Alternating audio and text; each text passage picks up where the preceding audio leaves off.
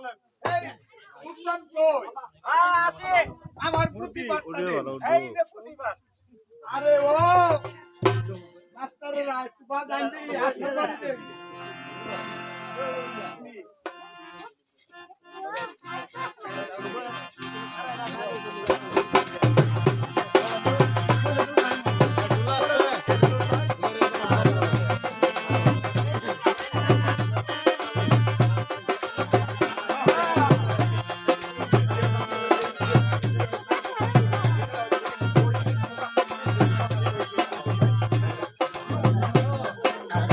আরে বাতি সাহেব বলেন একবার তো আসর জমায় ফেলালেন আরে কি কই জন্য মত এবার আসর কথা বলো আচ্ছা ঠিক আছে ওরে শুনেন শুনেন ভাই বোনেরা শুনেন কি আমার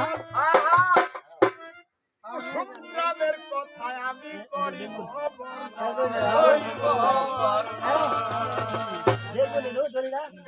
এবারে পুঁতি পাতে মজার আসরে কথাগুলা বলবো আমি গানের সুরে সুরে ওরে শুনেন শুনেন আমার সংগ্রামের কথায় আমি করি বর্ণনা আজকাল এই পুঁথি পাতে মজার আসরে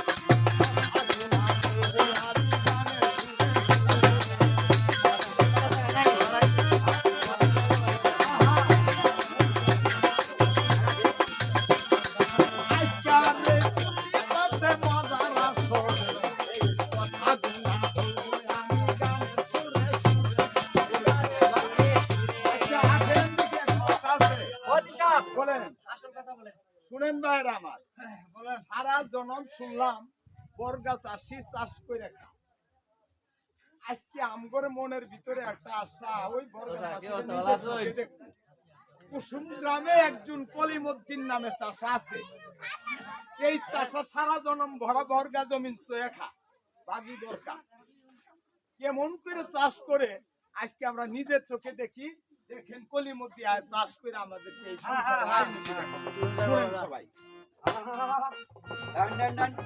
আরে মাতালে মাতালে মাতালে মাতালে খাতি খাতি খাতি খাতি বেলো এটা তো অনেক তো লোকান আছে গা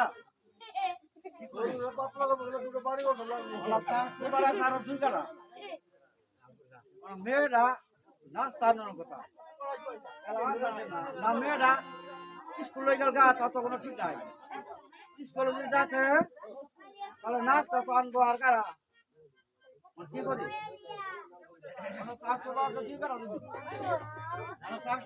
পরে আর কি ও পরিমতি ভাই ও কাশেম ভাই হ্যাঁ নাস্তা করেন না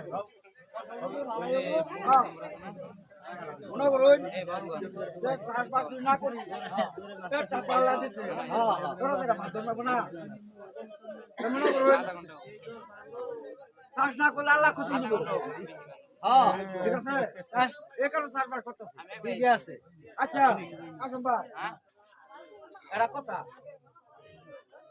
মেয়েরা তোমার মেয়েরা আমার মেয়েরা একসঙ্গে না আমরা মেয়েরা না আমরা বাদ দেওয়া লাগে কারণ নাকি মেয়েরা বিয়ে দিয়া হ্যাঁ বিয়ে দিয়া তুমি একটা বন্ধু মানুষ মেয়েরা বিয়ে দিলাম জানাই না হুট করে পাত্র আইছে না ভাই বিয়ে দে হই যা কাম করছো শোনো যে মেয়েরা যে বিয়ে দিলাম না আমরা করতেছে তুমি তো বিয়েটা দিয়ে আসছো তখন আবার তো যে না আবার আসলে তোমার মোবাইলে হ্যাঁ টাচ মোবাইলে কথা আছে বাবা আমি যদি স্কুলে না আমরা করি আমার টাচ মোবাইল কিনে ধর বুঝছো করে ধান বাসলাম আমার এত টাকা না কি করবো মেয়ের কথা তো আমাকে এটা মেয়ে ওরা না যে ধান বেচে পরে টাচ মোবাইল কিনে দিলাম কি করছো কি করছো মোবাইল কলি মোদি কি করছো ওই মেয়ের টাচ মোবাইল কিনে দিলাম না আবার তো না মোবাইলে টাচ মোবাইল কিনে দিছো হ্যাঁ ফার্স্ট ক্লাসের আরাম করছো কে পারলে আল্লাহ মোবাইল কিনা দিও তুমি কি কথা কও কে অনলাইনে লেখাপড়া করাবা ও না আবার তো মোবাইলে না ভালো হবে তোমার আমি কলাম ভালো হবে কয়দিন পরে বুঝবা এই মোবাইলে কি করে বুঝছো ওই দক্ষিণ ভাড়া আতরালি আছে না এর মেয়েকে দিছে অনলাইনে মোবাইলে কিনে মানে লেখাপড়া করবার লাগে কি করছে জানো কয়দিন পরে মোবাইলও নাই মেয়েও নাই ভালো হয়েছে না লেখাপড়া আসেন ভাই ভালো মানুষের যুক্তি নিছো তুমি আয়ো আয়ো যাও মোবাইল কিনে দিও ভালো হবে তোমার আর কিনে দিও যাও পারলে তুমি বিয়া দিয়ে হালো তাড়াতাড়ি যদি বাস পাস দাও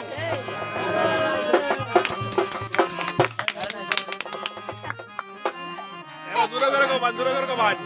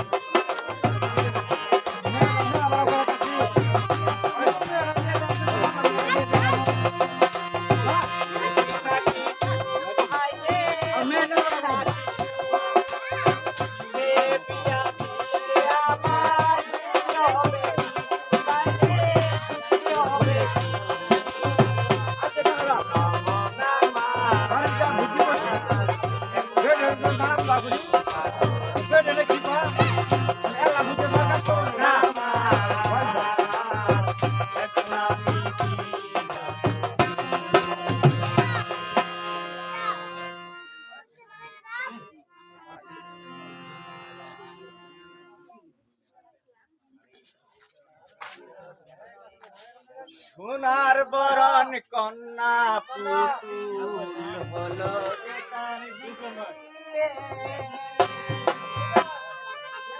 সোনার বরণ কন্যা পুতুল হলো যে তার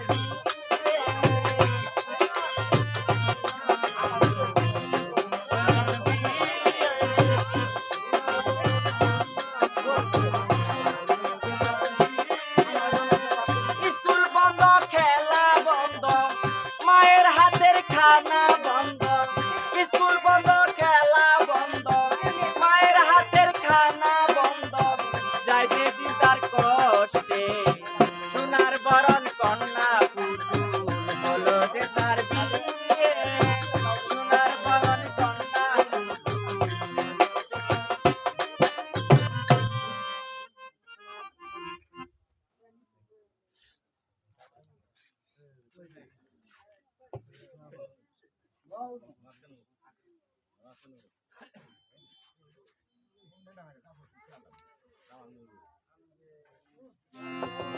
কি ব্যাপার বেলা বাজতেছে প্রায় 11টা এখনো তো বাড়ির মধ্যে কোনো ওই যে রান্না করা কোনো একটা ধুমা টুমা কিছুই নাই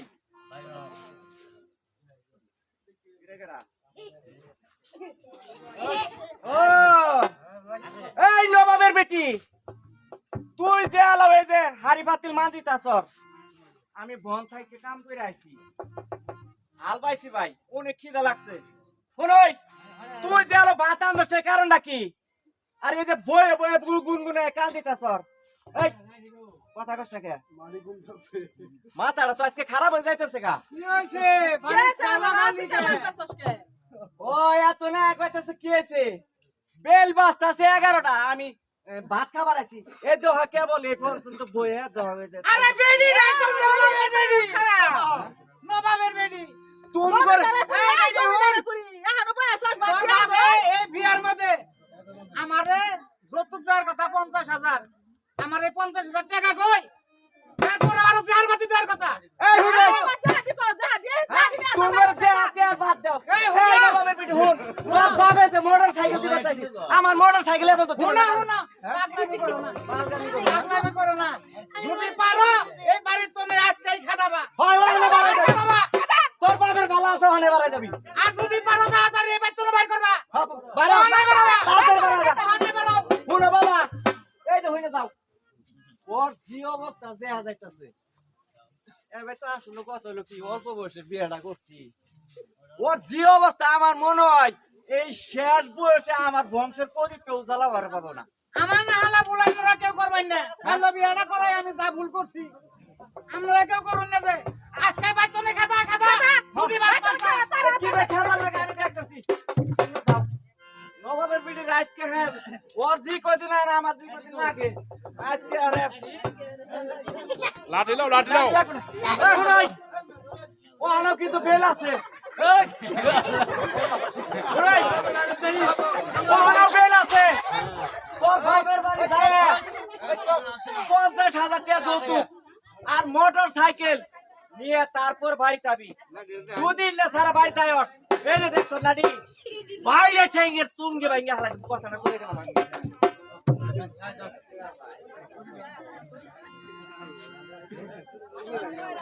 এই আই কিলা দিছে কে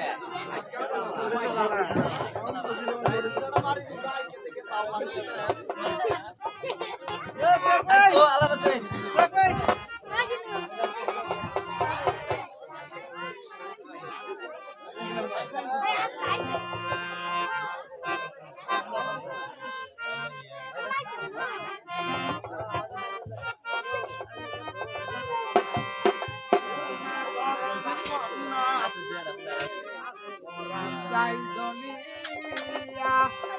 সোনার বরণ কান্না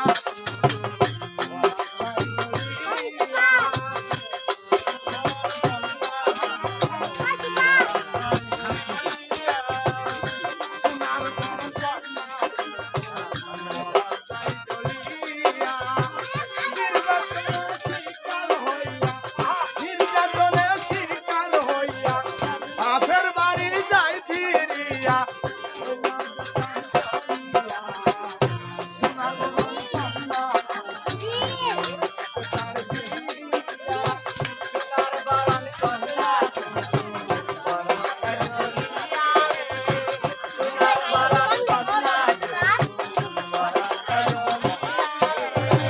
নির্বাচনে শিকার হইয়া নির্যাতনে শিকার হইয়া বাপের বাড়ি যাই ফিরিয়া বরণ যাই দুলিয়া সোনার বরণ কন্যা যাই দুলিয়া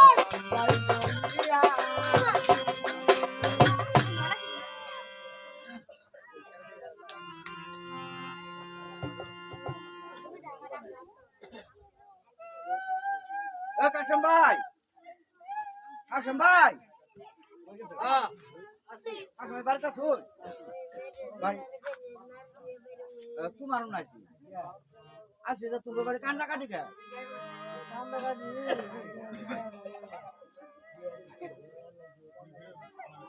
বিয়ে দিছো কি হয়েছিল না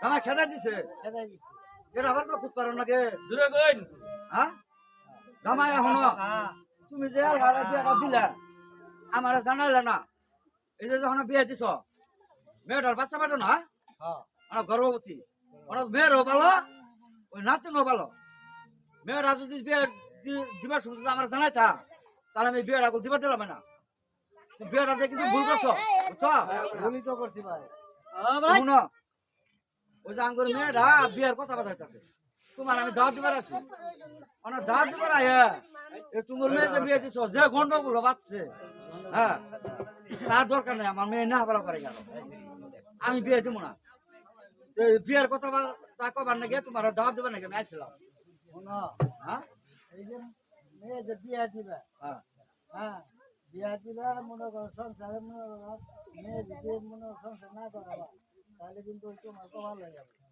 তো ওটা চিন্তা করো না কেমন আছে তোমার ওটা চিন্তা করো নাই আটটাল ভাই দিয়ে লাগিস আমি যা ভুল করছি তুমি আর ভুল করো ভাবতে চাইছো হ্যাঁ আচ্ছা ঠিক আছে গেলাম গা যাই ওরা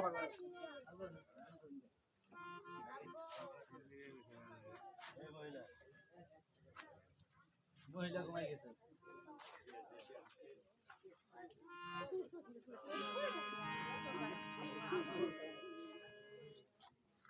আব্বা কেডাই ছিল ওই যে ওই পারে তোমার চাচা আছে চাচা কি এর জন্য ছিল ওই যে ওই তোমার সাথে যে পড়ে না ওই মেয়েরা দিয়ে দিই একদিন রাত দেবার আইছি আব্বা চাচারে কয়ে দিতে পারলাম না, চোখ বুঝলা যেন তাড়াতাড়ি করে বিয়ে দেওয়া কি বুঝুন যে।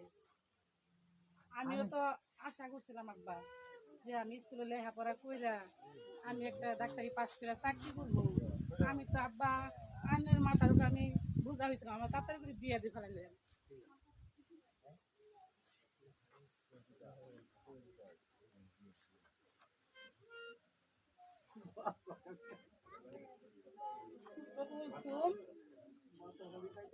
আইব না না ভুলে যা, তুই আমার মতন ভুলের কাজ করিস না। দেখ আমার স্বামীর জুতুকে লেগে আমার দেখ মাইরা পিঠটারে কি করে ফেলাইছে। আমার মতন ভুল আর করিস না তুই।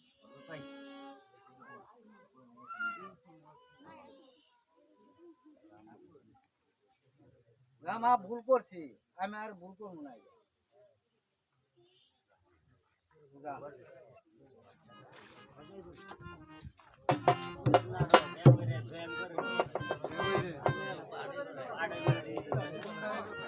আমি উত্তরবেলা যাই শুনতাছি ওই যে পুতুলের যে বিয়ে দিছে এর মার বাপ বংশধর দিকে আছে, ব্যক্তি কান্দাকাটি করতেছে, কথা বুঝছেন?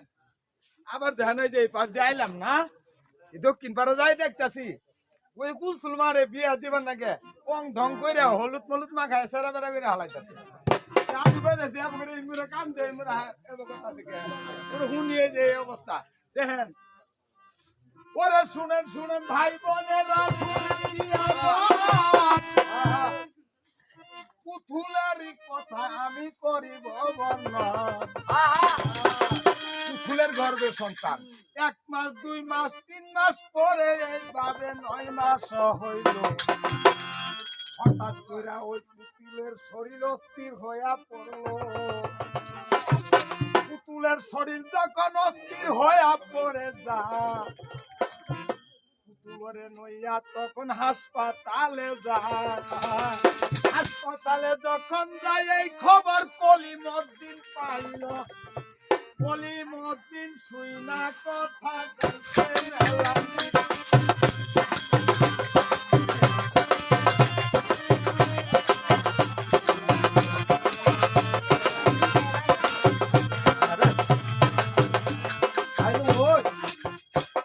গরম শরীরটা ঘামে অস্থির হয়ে গেল না। তরকারি শুনছি তো এখন মালা করলে গাড়ি পাওয়া যায় না, ওরা গাড়িও নাই। আমার বন্ধুর মেয়ে হাসপাতাল নিয়ে এসে সিজার করবার, আমার মেয়েটা মানে কোন হালে মানে আছে তো জানিও না। কাশম ভাই, কাশম ভাই একতলায় না দুতলায়? হ্যাঁ কাশম ভাই, মেয়েটা কি অবস্থা? মেয়েটা তো অসুস্থ।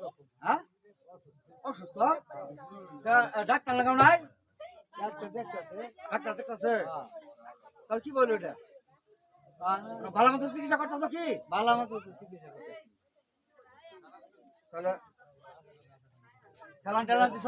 হ্যাঁ স্যালাইন লাগাইছি। হ্যাঁ স্যালাইন লাগাইছি। মেয়েটা অনেক সুস্থ নাকি? সুস্থ আছে। হ্যাঁ কাশেম ভাই শুনেন, আপনারা তো ভুল করেন। আপনারা এই মূর্খ সমাজে এই ভুলটা সবসময় করেন। কারণ মেয়ে 18 বছর বয়স না হলেই আপনারা তাড়াহুড়া করে কিভাবে আপনার ঘর থেকে সেই মেয়েকে তাড়ানো যায় সেই ব্যবস্থা আপনারা করেন। এই মেয়েকে আপনি অল্প বয়সে বিয়ে দিচ্ছেন, তার স্বামীর বাড়িতে অনেক অত্যাচার সহ্য করতে না পারে তার স্বামীর ঘরে ঠিক মতন খানা পায় নাই। এতে হয়েছে তার পেটে আরো সন্তান। এই সন্তান প্রসবের সময় আপনার মায়াটা অনেক রক্তক্ষরণ হয়েছে। এই রক্তক্ষরণের ফলে মা ও শিশুকে আমরা কাউকে বাঁচাতে পারিনি ভাই। আপনার মেয়ে মারা গেছে। মেয়েটা মারা গেছে। শুনেন, আমরা অনেক চেষ্টা করছি ভাই, উঠেন, আপনার মেয়েকে বাঁচাতে পারি নাই। ওই বারান্দায় আপনার মেয়ের লাশ রাখা হয়েছে, বাড়িতে নেওয়ার জন্য ব্যবস্থা করুন। যান। কত দূর হয়ে গেল?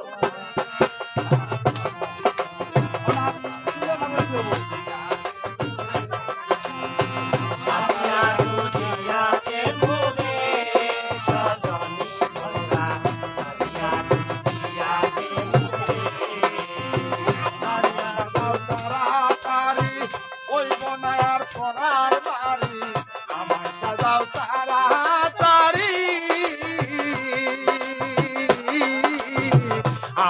সাজাও তাড়াতাড়ি ওই বনায়ার পড়ার বাড়ি যেতে হবে আপন বাড়ি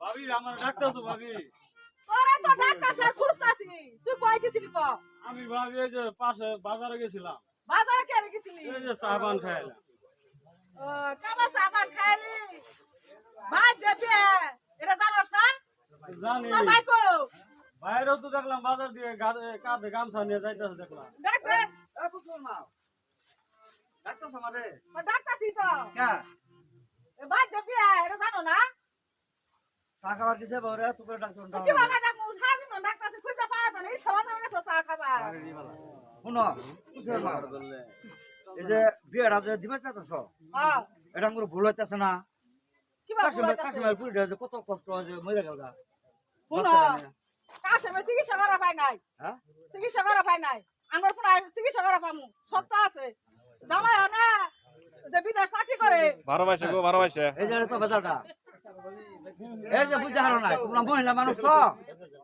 তোমার বুঝার ভুল আছে আমার মেয়ে থাকো বাড়ি জামাই থাকো বিদেশে চাকরি করবো তাহলে উনি কি করে আমার পুরিটা ওই বাড়ি বসবাস করবে মেয়েটা এটা কি কইতাছো ভাই এটা হয় না আর একটা হানি নেই যে বরযাত্রী হয় বরদাছে এদিকে ঠিক এই মুহূর্তে তুমি কইতাছো বিয়ে হবো না তোমার কি মাথা মতো ঠিক আছে ভাইজা কিবা করবে এটা করছি কাশ্মীর পুরিটা দেখছে কি দশা হইলো হ্যাঁ না তোমার ভাই তোমার মুরগি কুটকিতে যাবো করো এটা আঙুর দেখার বিষয় নেই আচ্ছা ভালো সম্বন্ধ কইলাম এবার সম্বন্ধ সচরাচর পাবা না। জামাই না একটা জায়গা জায়গা উনি খাবো না আচ্ছা ঠিক আছে না ভাই আছে বেড়ান আছে একসাথে বইয়া বুদ্ধি বুদ্ধি কইরা যেটা ভালো সেটাই করবো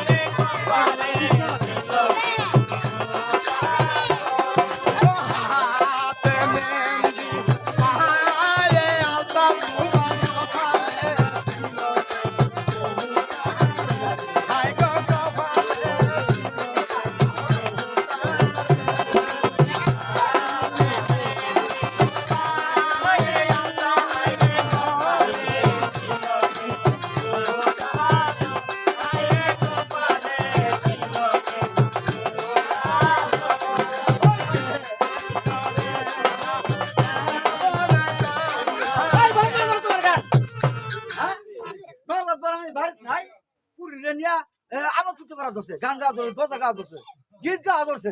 হ্যাঁ, আমি পুরীরে বিয়ে দিই নাই দে না হুন নাই না এবার করে গীত পিতে আরম্ভ করে দিছে। হ্যাঁ, মেয়ের আমি বিয়ে দিব না।